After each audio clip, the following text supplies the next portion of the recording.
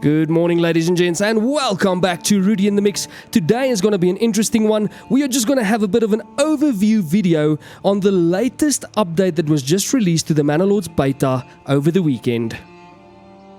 So unfortunately, I'm a bit late to the party, and I see there's been a lot of talk about the brand new update, but I was away for the weekend, and this is actually the first chance that I get to cover all the interesting stuff that just happened in Manor Lords.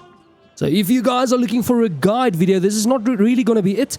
We are going to just focus on what you can expect from the update, but be sure that a lot of new guides and playthroughs will be coming to the channel shortly. So without any further ado, let's jump straight into it and let's get talking about the new Manor Lords update.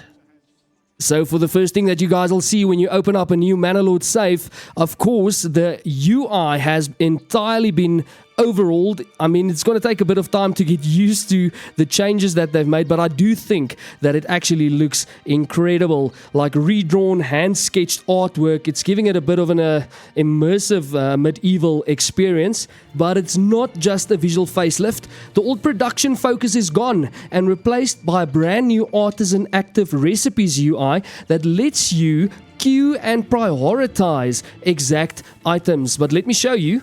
I mean, just jumping into the joiner shop over here and going to the general tab, you'll see that you can now select the priority of the items that you want the artisan to produce. So yeah, I've got large shields as number 1, and then wooden parts, which is also now very important, as number 2. And then going to the advanced tab here, you can set your production limit as you were able to do in the past, but now you can have them lined up so that if they are done or reach the production limit of the one, they can head over to the following one. Plus, our top bar over here has been completely re-engineered, and like I said, it's going to take some time to get used to it, but it does seem to track all your commodities and materials a bit clearer. According to me, this new redesign brings the exact layout polish and data transparency that a lot of players have been asking for. So what do you think about the new design? Let me know below. Now for one of the most game-changing elements to this update.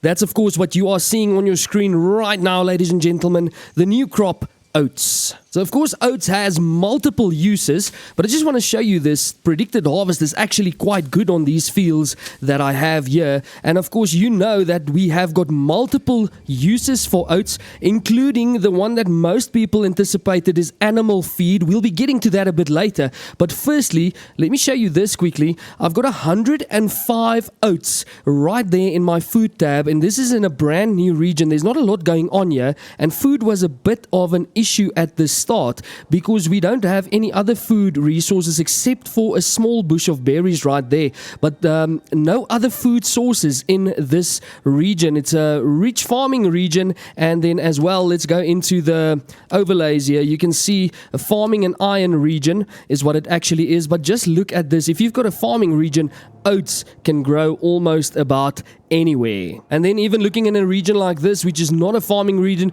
you still have spots available to plant some oats here and there. Like I said, the most important use for this will actually be when it comes to the brand new animals that were added to the game. The cows and the sheep, all pastured animals, do now need animal feed during the winter. But it's not only the animals that benefit. As I have mentioned, our human population can also consume oats, and that really helps us out a lot with the accumulation of food. And then of course something that the most of you have been interested in during this new update, as you can see, cows are now included in your pastured animals, and there's a few benefits to cows. Number 1 will be milk, number 2 will be beef, number 3 you can always trade them away at the trade post for some extra economic influx into your settlement. But with that being said, there's been a few things that I've seen. Number 1, pasture size. Usually a pasture of this size would have been easily able to fit about 50 animals. I've seen that now the pastures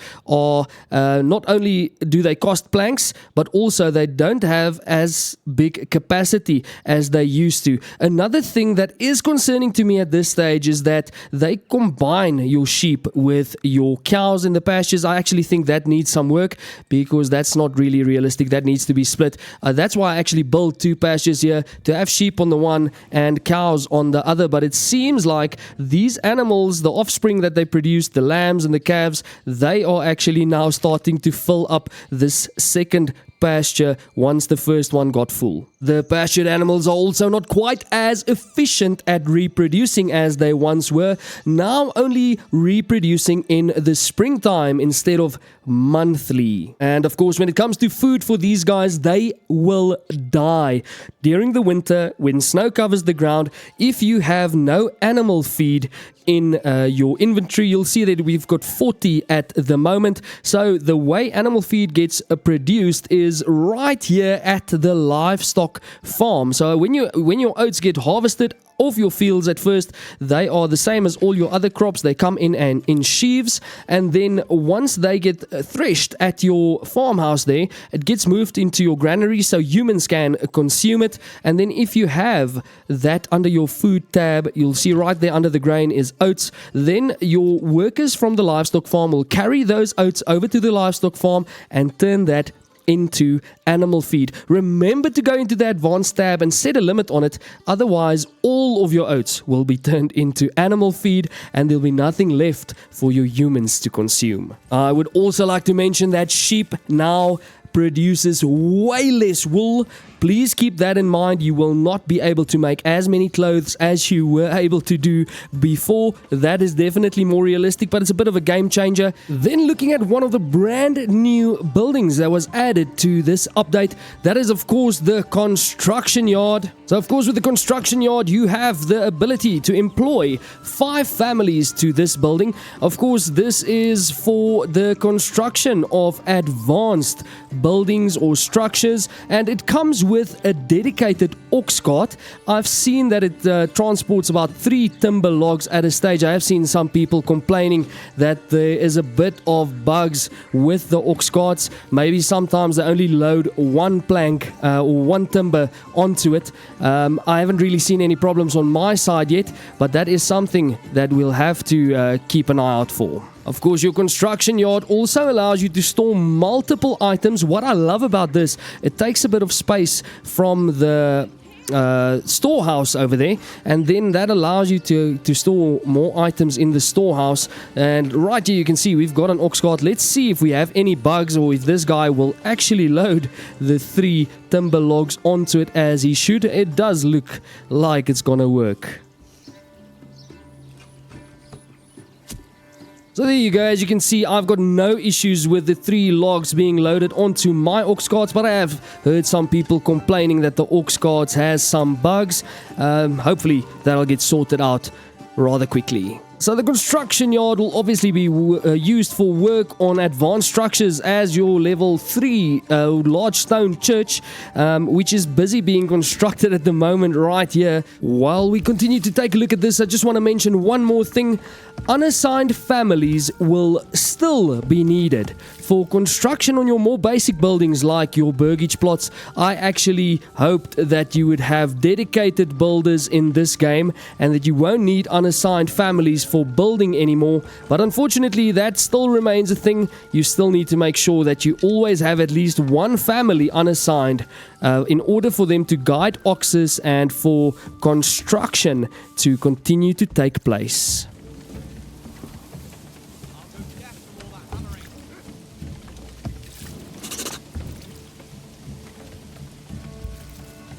And there we go with construction completed of our large stone church. That is about it for the construction yard. I think it actually looks pretty good. Well done to the Manor Lords devs for this one. And then of course, ladies and gents, heading into the brewery, we all had a bit of a surprise with this one. If we head into the general tab, you will see that we have unlocked 2 new beverages. So now instead of only having to rely on ale as a beverage, we also get a mead from honey, and then of course cider from apple. So that's nice. I believe all the drinkers in our towns will be pleased with that. Remember to head into your orchards and order yourself some apple seeds. Of course, another mechanic added to the game, heading into the trade post and over to the advanced tab, you now have a choice of which products you allow to be stored inside of your trade post. Of course, this was never really much of a problem because you can decide what you want to trade and what you do not want to trade. employed, but instead of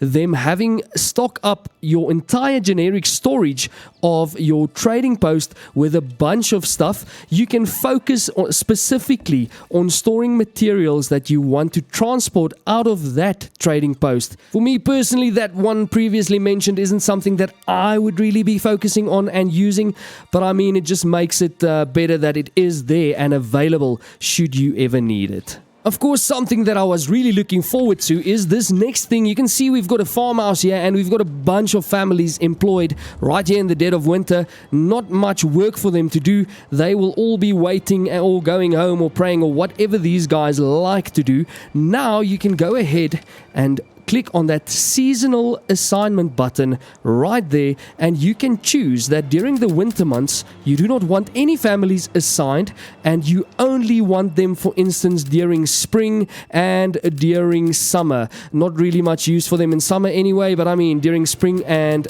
autumn, then when it is time to plow and sow your fields and also to harvest. And that way, every time winter comes around, these families will automatically leave the farmhouse and you can then reassign them to somewhere else. So for me personally, instead of trying to use those seasonal assignments to remind myself to assign a family to a specific spot, to keep it simple for myself, what I like to do is just remove families. Rather than assigning them seasonally, I'd rather just unassign them during certain seasons. So for the forager hut here, for instance, I just want to make sure that during the winter months, there's no one working there. During spring, summer, and autumn, there's always going to be people working there. Hopefully that explanation makes sense to all of you, but I know that can still be a bit of a confusing mechanic to just get the hang of. And then, of course, last but not least, they have given us a brand new map. This one is called Wide Valley.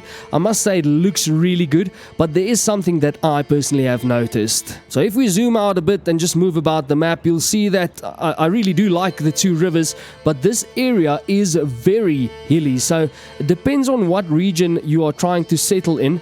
But most of the regions in this valley has a bunch of hills. There's a few flat spots. Sorry, I'm panning through this quite fast now, but I'm just trying to show you as much as I possibly can. But yes, like I said, most of the regions has some steep cliffs on the side. Remember, you're not going to be able to build everywhere. I mean, for instance, trying to build, it does seem like the fish is on this side, but if you had to build a fisherman's hut or road or something down that steep edge there, it might be a bit of a challenge. There's a few jagged cliffs and hills in this region, and you might find it a bit difficult, but otherwise the map really does look great. And if you're someone interested in the aesthetics of things, I've seen a few guys, obviously everyone has targeted this midsection right here where the two rivers meet.